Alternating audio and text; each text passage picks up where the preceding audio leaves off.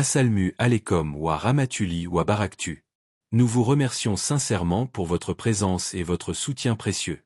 Votre participation est une source de motivation et un rappel bénéfique pour nous tous. Porteur préjudice à autrui n'est jamais un geste neutre dans la balance de la vie spirituelle. Derrière chaque parole prononcée, chaque action posée, chaque injustice tolérée, il existe une empreinte invisible qui s'inscrit dans la réalité du cœur et du destin. L'être humain a tendance à banaliser certains comportements, comme si les mots disparaissaient une fois prononcés ou comme si les actes se dissolvaient dans le temps.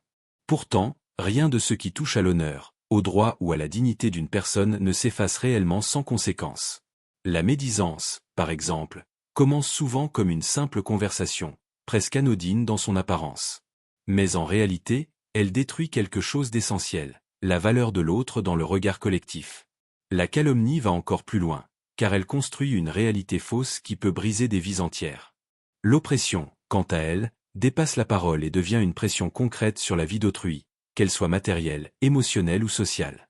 Toutes ces formes de tort partagent une même racine, l'oubli de la responsabilité spirituelle envers les autres êtres humains. Le Coran rappelle cette vigilance intérieure lorsqu'il dit dans la sourate en Nisa que « Allah ne laisse personne, fût-ce du poids d'un atome », soulignant ainsi que la justice divine est d'une précision absolue. Cette précision implique aussi que chaque acte humain envers autrui est pris en compte, même ceux que le monde oublie ou minimise.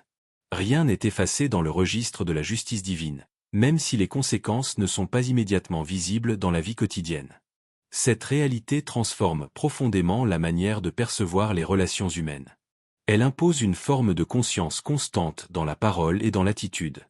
Ce n'est plus seulement une question de morale sociale, mais une responsabilité spirituelle qui engage l'individu dans son intégralité. Chaque interaction devient alors un espace d'épreuve, où le respect ou la transgression des droits d'autrui détermine la qualité intérieure de l'être. Ce rappel est essentiel car il rééduque le cœur à la prudence. Avant de parler, avant de juger, avant de nuire même involontairement, il devient nécessaire de mesurer la portée invisible des actes. Car une parole peut sembler légère au moment où elle est prononcée, mais lourde dans ses effets à long terme. Ainsi, la gravité de nuire à autrui ne réside pas seulement dans le dommage visible, mais dans la dimension spirituelle qu'elle engage. Elle rappelle que la vie humaine est traversée par une justice subtile, où chaque action, même la plus discrète, participe à la construction ou à la destruction de l'équilibre intérieur et social.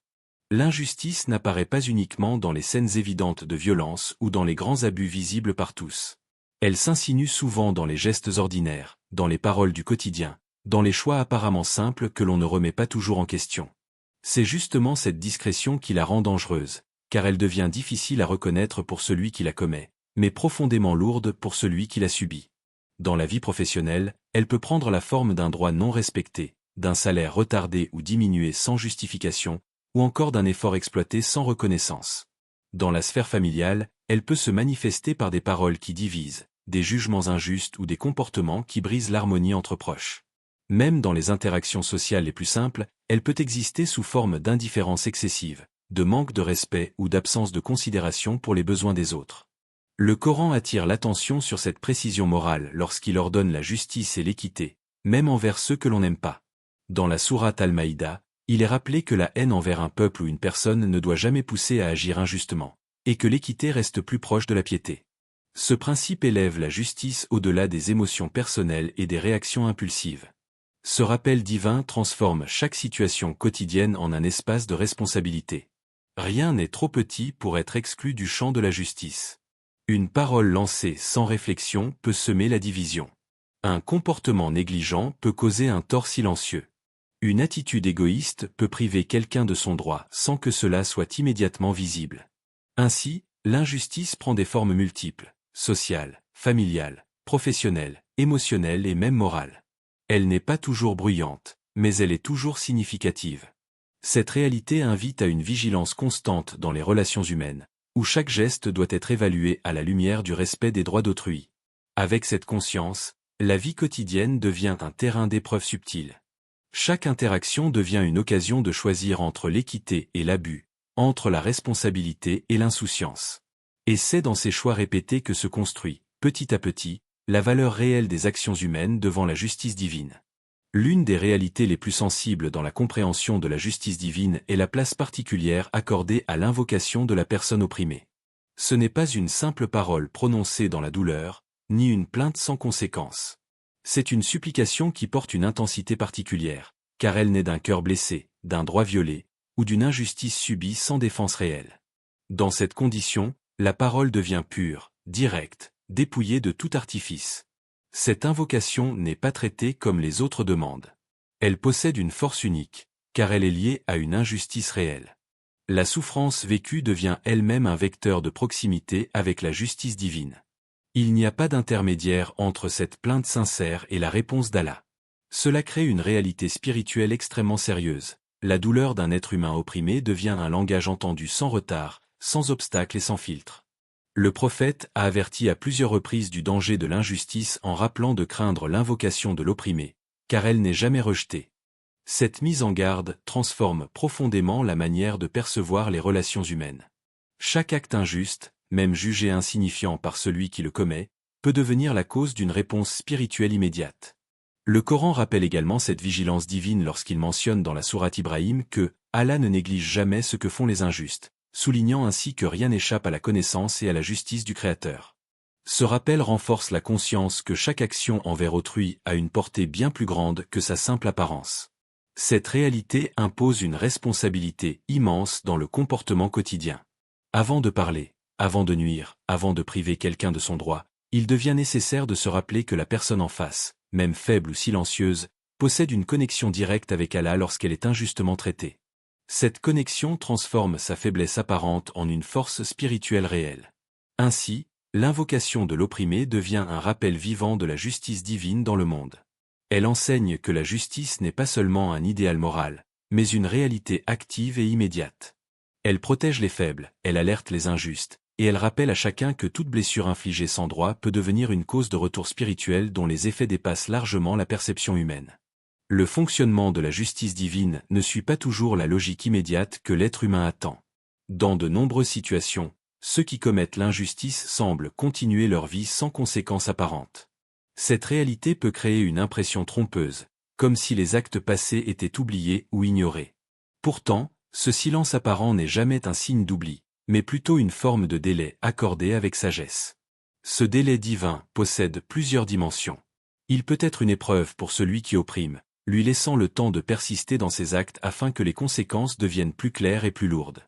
Il peut aussi être une épreuve pour celui qui subit l'injustice, afin de tester sa patience, sa confiance et sa constance dans l'espérance. Dans les deux cas, ce retard n'est pas vide de sens, il est chargé de sagesse et de préparation à une justice plus complète. Le Coran rappelle cette réalité avec une grande clarté dans la sourate Ibrahim. Ne pense pas qu'Allah soit inattentif à ce que font les injustes. Il ne fait que leur accorder un délai jusqu'au jour où les regards se figeront. Ce verset transforme totalement la perception du temps. Ce qui semble être une absence de réaction est en réalité un report vers un moment où la justice sera absolue et sans échappatoire. Ce principe a un impact profond sur la psychologie du croyant. Pour celui qui subit une injustice, il devient une source de patience et de stabilité intérieure. Il comprend que l'absence de réaction immédiate ne signifie pas absence de justice. Pour celui qui commet l'injustice, il représente un avertissement silencieux. Le temps n'efface rien, il accumule. Lorsque la justice divine se manifeste, elle ne laisse aucune faille. Elle ne dépend pas des circonstances, ni des statuts sociaux, ni des protections humaines. Elle est complète, précise et définitive. C'est ce caractère irréversible qui donne au délai sa gravité. Ainsi, le temps dans ce contexte n'est pas un effacement, mais une préparation. Chaque instant devient une extension de responsabilité. Et ce qui est différé aujourd'hui sera présenté demain avec une clarté totale. Cette compréhension replace l'être humain dans une conscience plus profonde de ses actes et de leurs conséquences inévitables. L'injustice ne se limite pas à ses effets visibles dans la vie terrestre. Elle possède une dimension plus profonde, qui dépasse le cadre social et moral pour entrer dans la réalité spirituelle de l'au-delà. Chaque acte injuste, chaque droit violé, chaque tort causé ne disparaît pas avec le temps, mais se transforme en une conséquence intérieure qui accompagne l'âme dans son parcours éternel. Dans cette perspective, l'injustice est décrite comme une obscurité. Une obscurité qui ne se voit pas ici-bas de manière immédiate, mais qui prend forme dans les étapes décisives du jour du jugement. Sur le pont du Sirat, ce passage délicat entre la vie terrestre et la destinée finale, cette obscurité devient une réalité concrète. Elle ralentit, perturbe ou empêche la progression de celui qui l'a porté dans ses actions. Ce n'est plus seulement une notion abstraite, mais une conséquence visible de ce que l'être humain a semé. Le Coran évoque souvent cette distinction entre lumière et ténèbres dans la conduite humaine.